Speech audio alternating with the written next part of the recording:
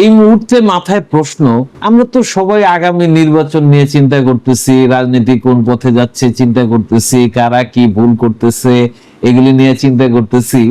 আচ্ছা, বিএনপির বিষয়টা মাথায় এই প্রশ্নটা, বিএনপি কোন পথে, বিএনপির রাজনীতিটা কি? ঐতিহাসিক ভাবে আমরা যে জিনিসটা জানি, জিয়াউর রহমান নিহত হওয়ার পর থেকে যে রাজনীতিটা বিএনপি করেছে, এটার মধ্যে উল্লেখযোগ্য একটা অংশ হচ্ছে পরবর্তী নেত্রী খালেদা জিয়ার একটা আপোষহীন মানে ভাবমূর্তি যেটা গড়ে উঠেছিল। উনি আপোষ করতেন না, করেন নাই, এটা ঠিক আছে, কিন্তু জাতীয় রাজনীতিতে, ভোটের রাজনীতিতে বিএনপির প্রাপ্তিটা কি? জিয়াউর রহমানের যে ভূমিকাটা ছিল, উনি যে দেশকে গঠন করতে চেয়েছিলেন, ওনার মধ্যে যে একটা আদর্শের অনুভূতি ছিল, সেই জায়গাগুলিতে থেকে বিএনপি সরে গেল কেন?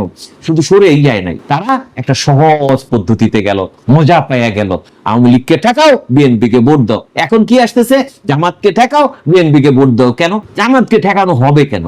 কথার কথা, আপনি নিজে কেন বলেন না আমি এইভাবে রাষ্ট্র পরিচালনা করব, আমার এরকম দক্ষ লোকজন আছে, আমার আদর্শের জায়গা হচ্ছে এই, জিয়াউর রহমান এরকম করতেছিলেন, আমরা ওই আদর্শের সৈনিক, আমরা সেইভাবেই চলবো। এই কথাগুলি কেন আসতেছে না?